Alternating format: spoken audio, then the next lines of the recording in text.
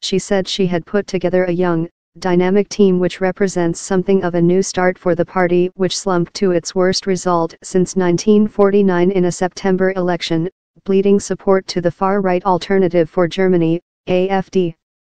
It was my task to present a tableau of people that is future-oriented and that offers a good mix of experience and new faces, said Merkel. This is anything but easy. Handing Spahn the post of health minister is an indication that she wants to assuage her critics who have called for fresh blood and a new direction. Spahn is a champion of the party's right who has fiercely attacked her open-door asylum policy.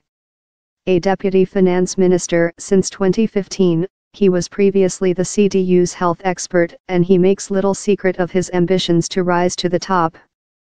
Jens Spahn is not the only one to make critical comments. That is okay, and nevertheless there is the task of making a good difference in Germany. I believe he wants to contribute to that, just like all other cabinet members, said Merkel. While the decision is a sign of how much Merkel's position has weakened, it may be a shrewd move to stretch an olive branch to her most outspoken critic to keep him on board. Initial reactions were broadly positive. Carsten Linnemann, head of the Mittelstand Association of the CDU/CSU, no fan of a grand coalition, welcomed the move. It is a convincing team of experienced heads and people bringing new energy who represent the breadth of the CDU, he told the Funk Media Group. Now we need a new emphasis in terms of substance and must ensure our conservative element is recognizable and we can hold our own in a grand coalition, he said.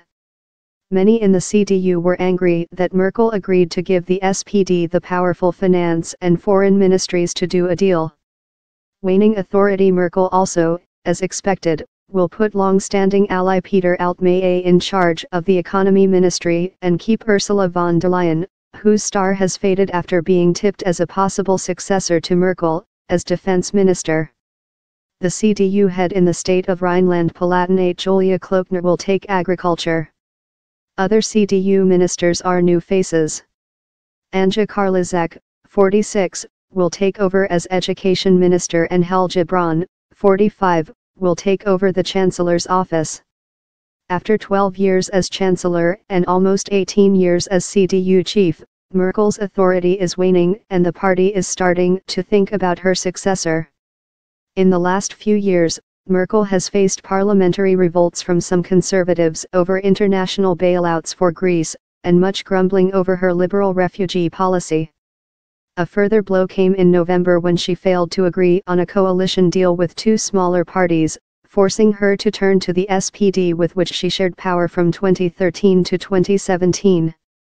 A reluctant partner, having seen support fall to its lowest since World War II in the election, the SPD announces the result of a members' postal ballot on March 4. The outcome is unclear, but there are some signs that they will give their nod. If members vote no, the most likely outcome is a new election or possibly a minority government. Some analysts say the prospect of a new election will spur SPD members into voting yes because their party has slumped further in opinion polls. An Mnet poll on Sunday showed the SPD down 2 points from a week ago at 17%. In response to growing rumblings in her party about her future, Merkel had promised to renew her government.